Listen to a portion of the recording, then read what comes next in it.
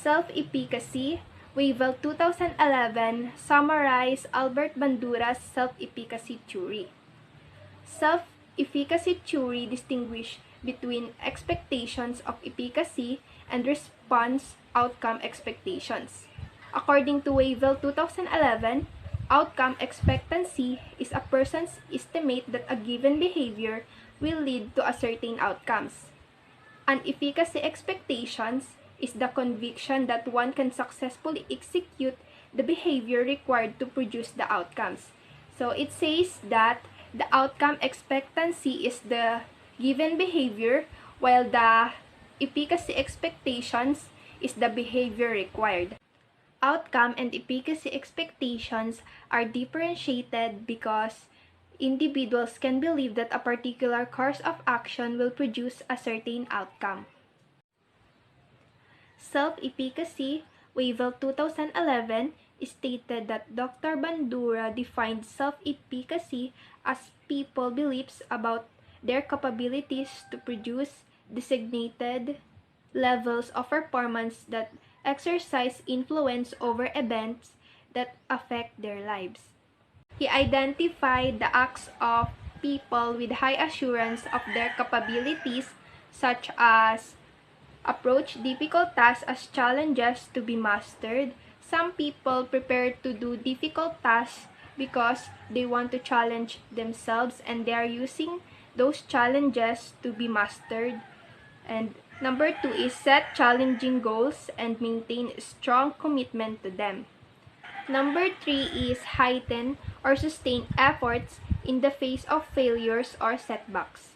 Number 4, attribute failure to insufficient effort or deficient knowledge and skills which are acquirable. So, failure can be attributed to a lack of effort or lack of knowledge or information. Number 5 is approach threatening situations with assurance that they can exercise control over them.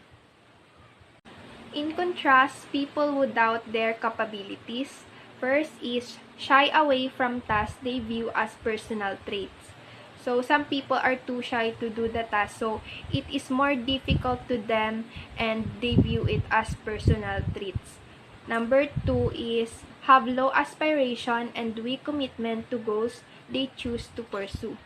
Number 3 is dwell on personal deficiencies, obstacles they will encounter, and all kinds of adverse outcomes rather than concentrating on how to perform successfully.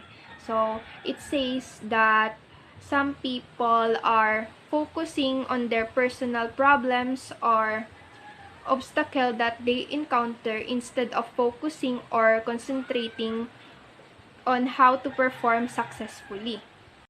So, number 4 is slacken their efforts and give up quickly in the face of difficulty. So, when the things are become difficult, they just choose to give up. Number 5 is are slow to recover their sense of efficacy following failure or setbacks. And number 6 is fall easy victim to stress and depression. So, these are the 4 main sources of influence.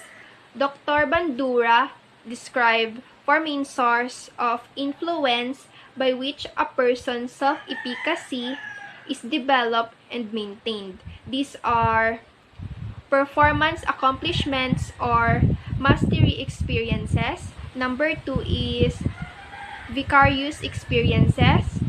Number 3 is verbal or social persuasion.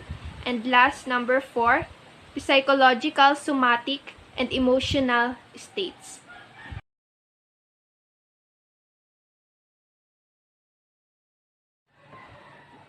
Self-efficacy successes build a robust belief in one's personal efficacy. Failures undermine it, especially if failures occur before a sense of efficacy to firmly establish. Vicarious experiences through observance of social models also influence one's perception of self-efficacy. It means that the most important factor to determine the strength of influence of an observed success or failure on one's own self-efficacy is the degree of similarity between the observer and the model. Verbal or social persuasion also affects one's perception of self-efficacy. It is a way of strengthening people's belief that they have what it takes to succeed. Verbal or social persuasion can provide a temporary boost of perceived ability. When it is effective mobilizing a person to action and their action leads to success, the enhance of self-efficacy may become more permanent. Dr. Albert Bandura's quote about self-efficacy, Kendra 2017. First is, self-efficacy is the belief in one's capability to organize and execute the source of action required to manage prospective situations. From Social Foundation of Thought and Action, a Social Cognitive Theory, 1986. Second is, if efficacy beliefs always reflected on what people can do routinely, they would rarely fail, but they would not set aspiration beyond their immediate reach nor mount the extra effort needed to surpass their ordinary performance. From Encyclopedia of Human Behavior, 1994. Self-belief does not necessarily ensure success, but self-disbelief assuredly spawns failure. From Self-Efficacy, the Exercise of Control, 1997. By sticking it out through 2 times, people emerge from adversity with a stronger sense of efficacy.